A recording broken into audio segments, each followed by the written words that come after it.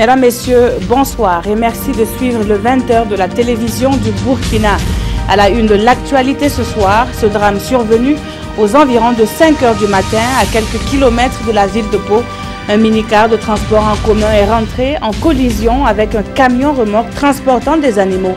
Le bilan est lourd, 18 morts et 4 blessés graves. Une délégation gouvernementale s'est rendue sur place et le président du Faso de Kaya s'est exprimé.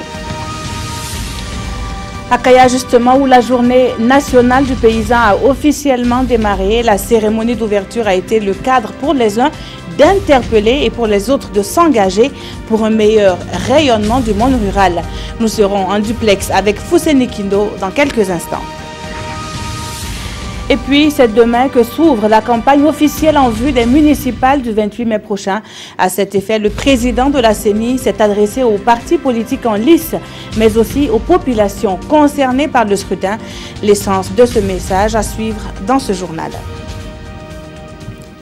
Mais avant ce coup particulièrement dur pour les habitants de la ville de Pau, un minibus transportant 19 personnes est entré en collision avec un camion remorque chargé de bœufs en partance pour le Ghana. L'accident s'est produit à une vingtaine de kilomètres de Pau. Plus de précisions avec Roger Kam et Aimé Solange Guigma. Naïre Kapiou, en larmes sur son lit d'hôpital au CMA de Pau avec double fracture au bras et aux membres inférieurs, est la seule survivante sur les 19 passagers du minibus entrés en collision avec un camion remorque chargé de bœufs. Elle doit, semble-t-il, sa vie à sa position à l'arrière dans le véhicule. L'accident a eu lieu dans les environs du parc Tambi-Kabouré, à une vingtaine de kilomètres de Pau.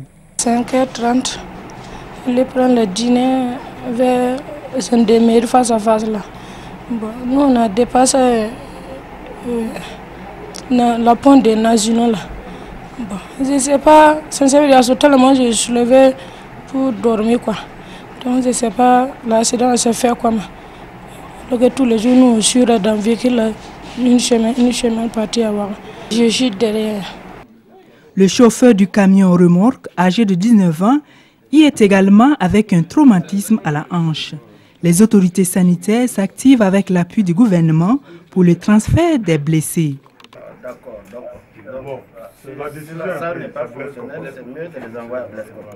Les deux étaient des Ghanéens et eux ils ont demandé à partir. Donc il reste deux Burkinabés, une dame et un homme. Elle a une double fracture des deux joues du bras gauche et puis une fracture de la jambe droite. Et le monsieur, il a un traumatisme du bassin. Voilà. Et on a décidé d'évacuer tous les deux. On a eu la chance, on a eu la visite du gouvernement qui a remis une enveloppe pour leur prise en charge. J'ai déjà appelé le DG de Blaise Compaoré qui est très d'accord pour les recevoir. Sur les lieux de l'accident, le constat fait état d'un minibus méconnaissable, de même que la tête du camion remorque qui se retrouve dans le ravin et un goudron ensanglanté couvert par du sable. Bon, nous avons été alertés autour de 5h du matin, 5h50 comme ça, par nos éléments avancés au pont Nazino, de ce qu'un accident de la circulation est intervenu à quelques 24 km de la ville de Pau. Quand nous sommes arrivés sur le terrain autour de 6h10, nous avons constaté qu'il y avait beaucoup de morts sur le terrain. On a dénombré 18 morts, et donc 2 fillettes et 4 femmes. Voilà. Donc c'est ce que nous pouvons dire pour l'instant. Mais c'est les circonstances de l'accident, pour l'instant, nous ne pouvons rien affirmer, parce que sauf les enquêtes nous permettront de dire un peu mieux là-dessus. Les populations des villages environnants se sont mobilisées pour l'inhumation des victimes. Je n'ai jamais vu chercher la route. C'est ma première fois. C'est Dieu qui a envoyé. Qu'est-ce qu'on peut dire? On ne peut rien dire dessus. Une délégation gouvernementale est venue traduire sa solidarité aux victimes et aux familles. Le président du Faso et le Premier ministre nous ont dépêchés ici pour venir apporter la compassion de la nation et exprimer la solidarité gouvernementale et nationale pour les victimes constatées, leurs familles, présenter nos condoléances. C'est donc sur ce site, à 24 km de Pau, que s'arrête le voyage de la vie de ces 18 passagers du minibus en partance pour la capitale, arrachés des leurs par ce drame. Et le président du Faso, qui est à Kaya à la faveur de la journée nationale du paysan, déplore cet accident tout en présentant ses condoléances aux familles éplorées. Suivez plutôt. Je voudrais tout d'abord associer ma voix pour présenter de sincères condoléances aux familles qui ont perdu des êtres chers ce matin sur la route de Pau. Cela nous interpelle encore sur la nécessité de respecter le code de la route sur nos voies. Voilà, des propos recueillis par Ernest Cambiré, le coordonnateur de l'équipe déployée à Kaya pour vous faire vivre la JNP. Et tout de suite, nous retrouvons Fousseni Kindo sur place. Bonsoir Fousseni. Peggy Ouedraogo, bonsoir. Madame, Monsieur, bonsoir et merci de nous rejoindre ici à Kaya pour les actualités de la 20e édition de la Journée nationale du paysan. Les Journées nationales du paysan édition 2017 qui ont donc été lancées officiellement ce matin à Kaya par le président du Faso. Pendant 72 heures, les acteurs du monde rural vont faire le bilan des 20 éditions d'existence des JNP, mais aussi dresser des perspectives. La cérémonie officielle d'ouverture a été marquée principalement par 3 temps. C'est surtout la volonté de responsabiliser les producteurs dans l'organisation de cette manifestation qui a le plus été discutée au cours de cette cérémonie. Le film avec Siedi Larieyen et Ismaël Sirima. 20e anniversaire des Journées nationales du paysan. Et c'est à Kaya que les acteurs du monde rural se sont retrouvés pour célébrer cette maturité. Mais avant de souffler sur les bougies, le président de la Chambre nationale d'agriculture a fait un plaidoyer. 20 ans d'expérience, évidemment les choses évoluent et nous le faisons toujours sur l'ancien format. Donc il est nécessaire quand même à un certain moment de voir pour pallier, réadapter la cérémonie aux réalités. Le représentant de la FAO a invité les producteurs ainsi que les acteurs du monde rural à s'impliquer pleinement à la proposition d'une nouvelle formule des JNP. L'appréciation que nous faisons, c'est qu'il y a beaucoup de volonté. Le Burkina est confronté aussi à beaucoup de problèmes, beaucoup d'aléas climatiques. Et récemment, beaucoup de problèmes de sécurité qui viennent influencer, qui viennent avoir un impact négatif sur les efforts du gouvernement. Une appréciation globalement positive, mais il y a encore des efforts à faire et nous sommes là pour accompagner.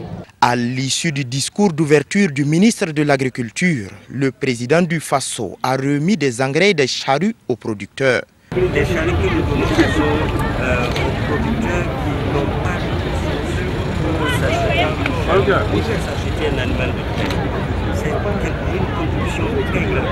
Et justement, à l'attention de ces producteurs, on donne et la semence améliorée subventionnée à 90% et les engrais subventionnés à hauteur de 50% plus des charrues et des animaux de près. Ça, c'est quand même quelque chose de très important pour booster l'agriculture familiale. N'oublions pas cela. Nous avons la politique justement de payer une usine de montage de tracteurs au Burkina Faso. Lors de cette cérémonie, 108 personnes ont reçu des décorations pour leurs travaux dans les domaines de l'élevage, de l'environnement, de la pêche et de l'agriculture. Je remercie le gouvernement et invite tous les Burkinabés à s'intéresser à l'agriculture, car c'est une très bonne chose. Pour la suite, un atelier de réflexion sur la nouvelle formule des Journées nationales du paysan aura lieu ce 13 mai. Environ 1000 producteurs du Burkina des 45 provinces sont présents à cette 20e édition de la Journée nationale du paysan. Le président du Faso, présent également à Kaya depuis hier, a procédé donc ce matin à l'inauguration de la foire de cette manifestation. Des centaines de producteurs du Burkina exposent leur savoir-faire et tout le potentiel de l'agriculture du Burkina Faso. Le point avec Zoubaviel David Dabiré et Nongba Kouda. Par cette coupure de ruban, le président du Faso procède à l'ouverture officielle de la foire dédiée à la valorisation des produits made in Burkina Faso à cette 20e édition des Journées nationales du paysan. Une foire qui connaît la participation de près de 200 artisans et producteurs œuvrant essentiellement dans les domaines de l'élevage et de l'agriculture. À travers cette visite guidée de stand, Rochma Christian Kabouré s'imprègne du savoir-faire des acteurs du monde rural. De l'artisanat alimentaire à la transformation du cuir et des produits forestiers non ligneux, en passant par la présentation des productions céréalières, le monde rural dans sa diversité est exposé à cette foire. Nous exposons ici des produits forestiers non ligneux, tels que le néré et le moringa. Nous avons foi en ce travail, car il nous sortira vraiment de la pauvreté. La foire est bien organisée et le fait que le président nous rende visite est une grande joie pour nous. Cette foire est vraiment bien. Mais à cette foire, les producteurs ne sont pas les seules vedettes. Les structures d'accompagnement du monde rural sont également de la partie. Ce sont elles qui apportent appui, conseil et soutien technique et financier aux producteurs. À l'heure du bilan des Journées nationales du paysan, elles proposent non seulement des innovations telles les engrais organiques, mais aussi des pistes de solutions pour une amélioration des productions agricoles. La qualité, c'est toujours un défi à relever, mais nous voyons tout de même que l'ensemble des filières sont représentées. Avant, on avait tout simplement affaire à l'agriculture et à l'élevage, mais quand vous arrivez, vous voyez des personnes qui font la transformation, des gens qui font des nouveautés dans la commercialisation et surtout qui proposent même des offres techniques de formation. L'innovation majeure, c'est la mise en place d'un centre d'appel dédié aux agriculteurs et aux éleveurs. Et les agriculteurs et les éleveurs ont la possibilité d'appeler pour avoir des informations en langue locale. Cette foire est une des activités phares entrant dans le cadre de cette 20e édition des Journées nationales du paysan. Elle est prévue pour durer le temps de l'événement et suscite déjà l'engouement des populations. Une 20e édition de cette Journée nationale du paysan qui se tient sous le thème Journée nationale du paysan, 20 ans d'existence, bilan et perspective. Le président du Faso qui a bien voulu livrer ses impressions sur le thème et sur les produits exposés à la foire est revenu sur les efforts des producteurs du Burkina Faso dans le développement rural et le développement tout entier du Burkina. On écoute Rochmar Christian Kabouré, interrogé par Kambiré Ernest.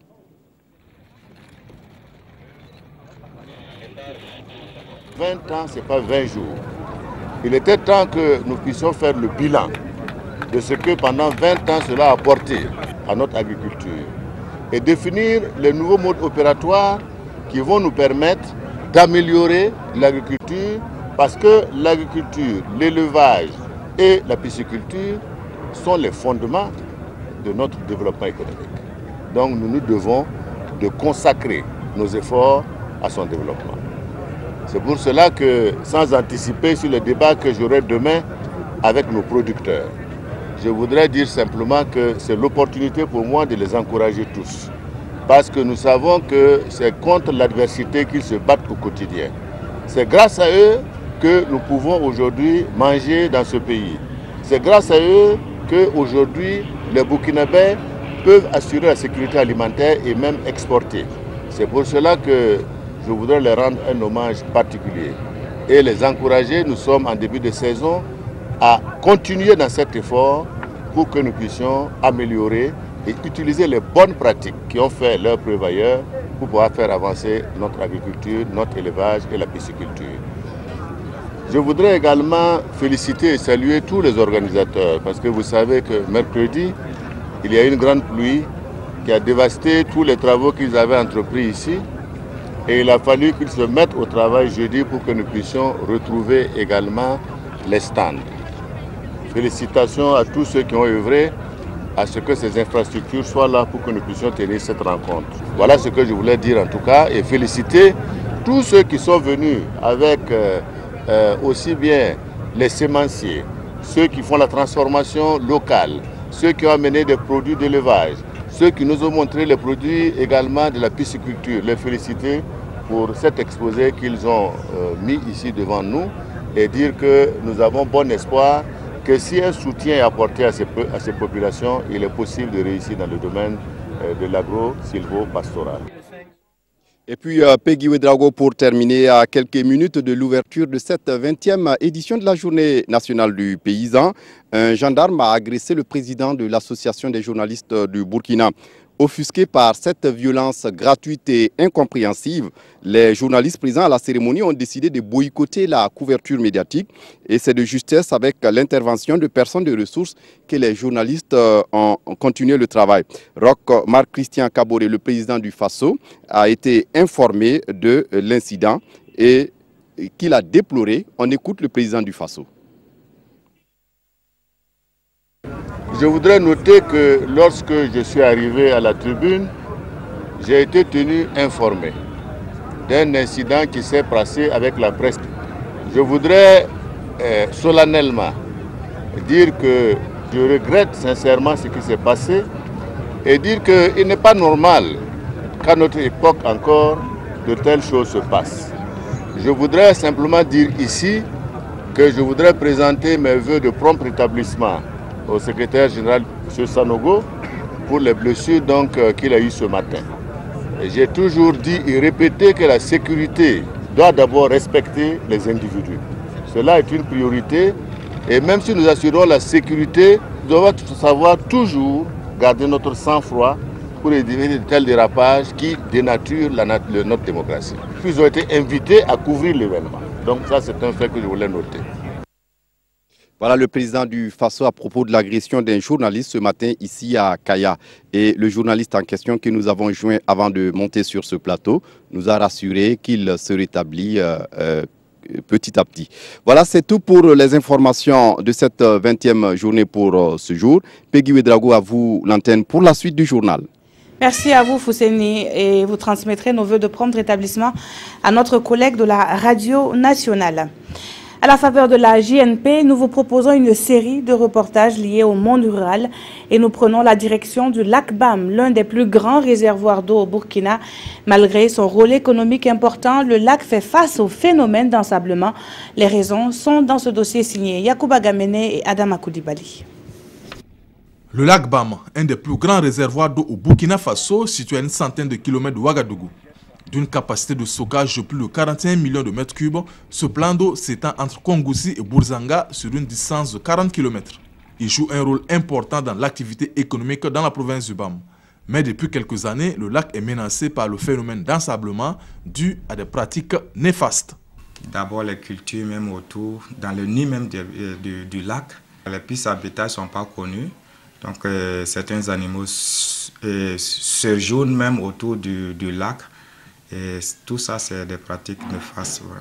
Installés sur les berges du lac, les agriculteurs qui tirent l'essentiel de leur pitance par l'utilisation de cette ressource eau sont conscients de ce phénomène. Souvent, on nous parle à propos de ça, que cultiver au bord du lac, bon, ça entraîne l'ensemblement du lac. En labourant la terre, comme la pluie entraîne la terre, là aussi ça part au niveau du lac. Donc ça peut entraîner l'ensablement du lac. L'ensablement du lac a aussi des conséquences sur les ressources halieutiques. La rareté, voire la disparition de certaines espèces de poissons. Les prises sont de moins en moins abondantes et surtout des petits poissons.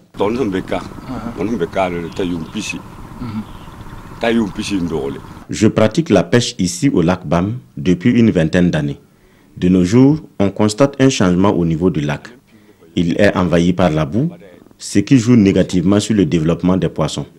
Ils se font rares et sont de plus en plus petits. C'est vraiment une situation que nous déplorons car elle impacte négativement sur nos activités quotidiennes. Pour remédier à cette situation, le service de l'environnement a entrepris des sensibilisations à l'endroit des différents usagers du lac. Et la première mesure concerne le respect de la bande de servitude. Quand l'eau est remplie jusqu'à déborder, c'est à partir de là on mesure 100 mètres. Et à partir de ces 100 mètres, on peut commencer à cultiver. Mais ça, c'est pas respecté ici. Plus l'eau recule, plus on suit l'eau pour faire les cultures. Le président, la dernière fois, est venu faire le lancement de l'aménagement. Bon, je pense qu'avec ce projet, je pense que ça va être un ouf vraiment pour le soulagement pour la population. Des initiatives privées existent aussi pour lutter contre l'ensablement du lac avec ces cordons pierreux érigés par cet agriculteur. Selon des études récentes, la profondeur du lac est aujourd'hui d'environ 2 mètres contre 5 il y a quelques années, ce qui réduit fortement la capacité de stockage. Et si rien n'est fait, le lac Bam pourrait disparaître à l'horizon 2085. L'ensablement, une préoccupation partagée par les exploitants du barrage de Bilanga. Nous sommes dans la province de la Nyanya où la pratique de la pêche nourrit son homme. Nous en savons plus dans ce reportage signé de Amidou Lankwande, Isaka Suleiman Diallo et Mahamadi Ouedraogo. L'activité de la pêche se porte assez bien dans la province de la Nyanya. Nous sommes au barrage de Bilanga. Yéléman Aro s'adonne à ce métier depuis son enfance. La pêche nous aide beaucoup. Nous avons du bétail et entretenons nos familles avec les revenus du poisson. Mais si le poisson manque, nous souffrons. Tout comme Aro, bon nombre de pêcheurs puisent leur principale source de revenus dans les barrages de la Nyanya. Certaines des femmes de cette localité tirent également leurs revenus des produits de la pêche. La vente de poissons a beaucoup de bénéfices. Nous utilisons ces revenus pour l'achat des condiments et les habits de nos enfants. Cependant, le poisson est devenu cher et rare. Deux fois, on peut vendre un à 500 ou 750 francs CFA et les clients trouvent cela trop cher et tu es obligé de ramener à la maison. Si tu reviens demain, toi et les pêcheurs ne peuvent pas s'entendre car tu n'as pas assez d'argent pour acheter alors que ce n'est pas de ta faute puisque tu n'as rien vendu.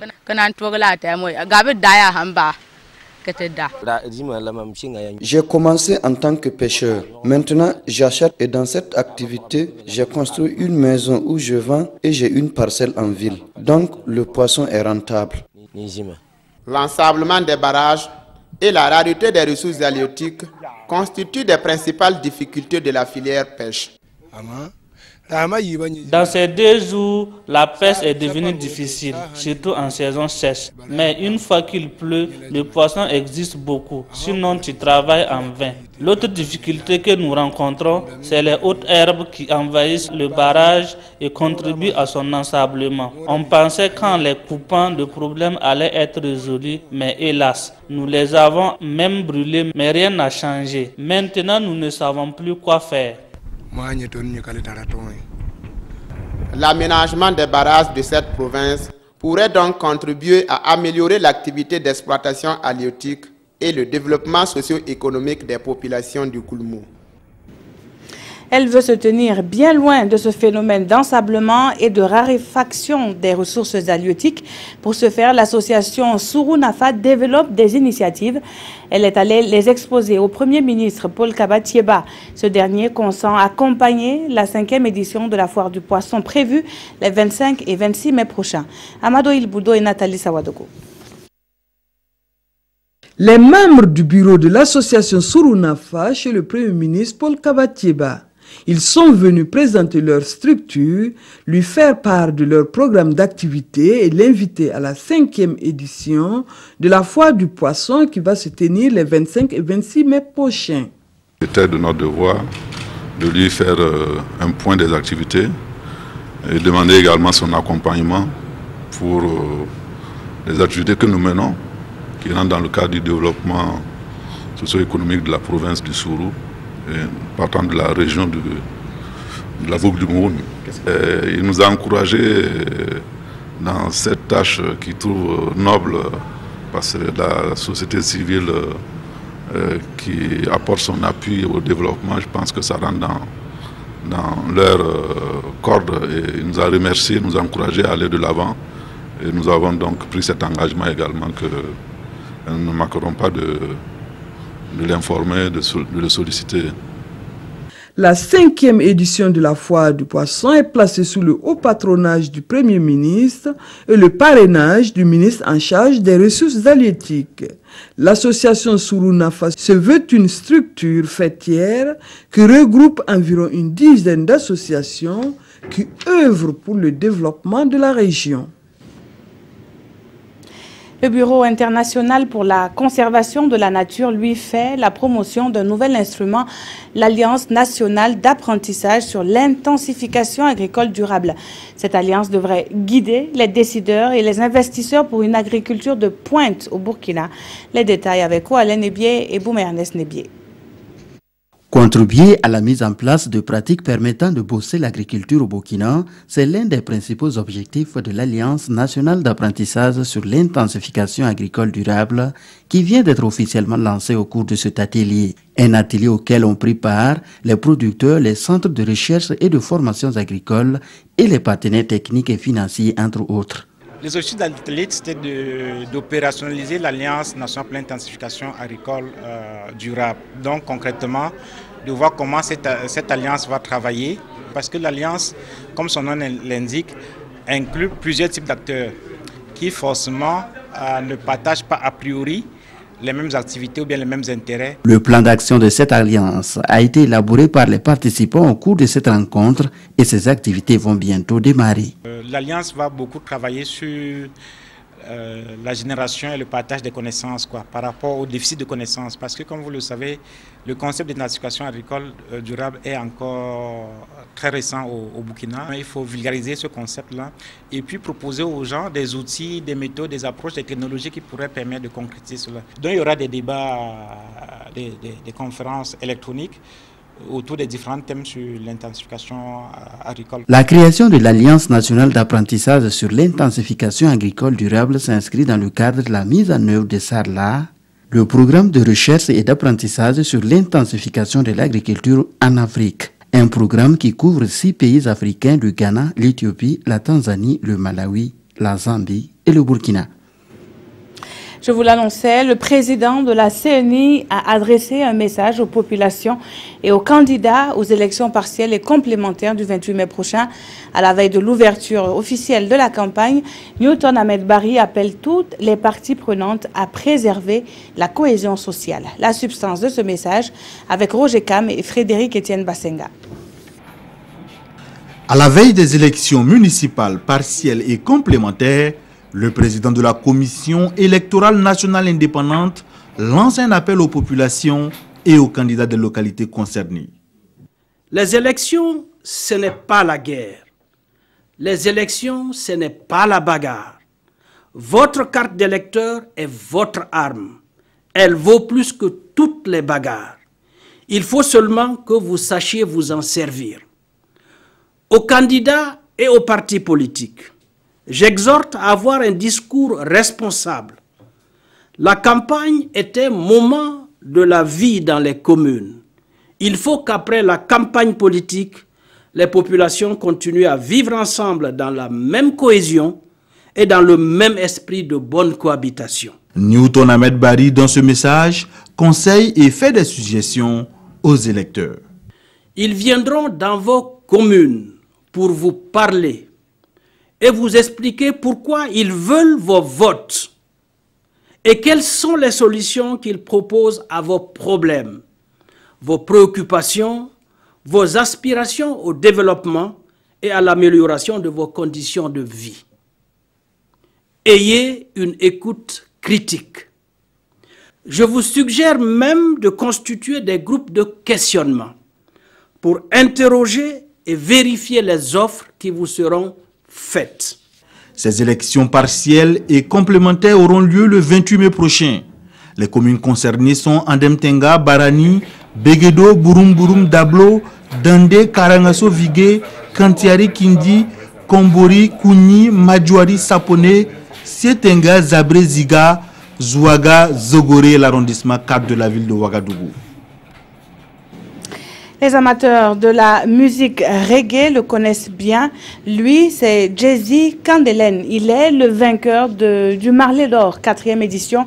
Ce trophée et bien d'autres ont été remis hier, 11 mai, date anniversaire de la disparition du célèbre Bob Marley. Isaka Ouedraogo et Oumar Dombré nous font revivre cette soirée musicale. Jay-Z Candelen, vainqueur de la 4e édition des Marley d'Or. Nominé dans la catégorie Marley d'Or du meilleur artiste reggae avec Ima Ado et Osibi Joan, le travail du natif de Bobo Dioulasso porte enfin ses fruits. Ça veut dire que le gouvernement Rasta va triompher dans le monde, va gouverner ce monde. Ça veut dire que ce soir-là, ça veut dire que c'est le monde du reggae qui a gagné. Voilà, j'ai dit ce trophée au monde du reggae, à tous ceux qui aiment le reggae. D'autres trophées ont également été décernés au cours de la soirée. Si Ima Ado n'a pas décroché l'or, il repasse cependant les mains chargées de prix spéciaux, notamment les Marley du meilleur clip vidéo, celui du meilleur spectacle et du public. Le Marley de la révélation, quant à lui, revient à Osborne Bado. Cette 4e édition, marquée par l'intégration des peuples, aura tenu toutes ses promesses. Les frères Touré Kunda du Sénégal, Jim Kamsom de la Côte d'Ivoire ou encore Takana Zion de la Guinée ont enflammé le podium au grand bonheur du public.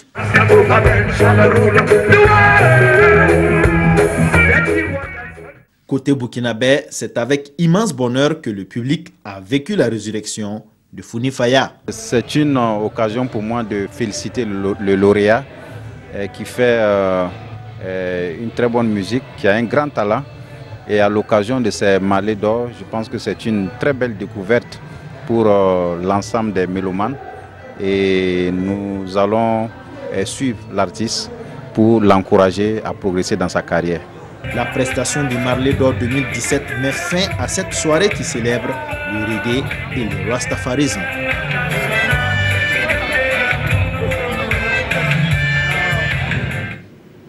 La revue de presse pour terminer. La journée nationale du paysan est évoquée dans plusieurs quotidiens au moment où du riz de mauvaise qualité défraie la chronique.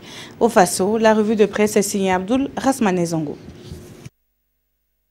C'est une initiative assez rare, mais vaut son pesant d'or. Bienvenue à l'école plutôt alimentaire de notre confrère d'aujourd'hui au Faso pour distinguer le riz naturel du riz en plastique.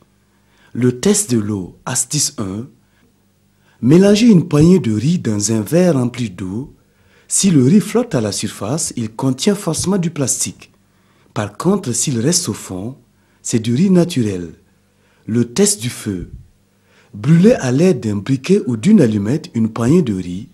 Si le riz prend feu et dégage une odeur de plastique brûlé, ne le consommez pas. Et enfin, le test du mortier et du pilon, pour savoir si le riz est naturel ou artificiel. Cette expérience, véhiculée par Aujourd'hui au Faso, s'invite forcément à la cité du cuir et du Kourakura, Kaya, ville hôte du 20e rendez-vous de la Journée nationale du paysan sous le thème 20 ans d'expérience, bilan et perspective, souligne les éditions Le Pays. Citoyen constate plutôt que des hangars et tribunes sont balayés après une forte pluie du 10 mai dernier. Et remettant donc en cause, commente notre confrère, le travail de la commission d'installation. Cette pluie, déduit Le Pays, est un bon présage car elle agrémente la fête des paysans. Tandis que l'Express du Faso s'interroge sur la terminologie ou l'appellation, Journée nationale du paysan ou du producteur se questionne le quotidien bobolais et qui préconise la seconde appellation, Journée nationale du producteur. Si l'on veut moderniser l'agriculture, se défend le journal, il faut passer du paysanat pur à la production tout court, tout comme l'on est passé du cultivateur au paysan. En attendant que cette tentative de vérité de l'Express du Faso soit prise en compte ou pas, Maître Passere Titenga, dans un sourire de façade, lui assène plutôt ces 4 vérités virulentes, un réquisitoire selon Le Pays, à la haute cour de justice, embourbé dans ce que le doyen appelle de péché originel dans le journal Le Quotidien. Merci d'avoir suivi ce journal. L'information revient en direct à 22h30 avec Christine Koulibaly. Très bonne suite de programmes sur la télévision du Burkina.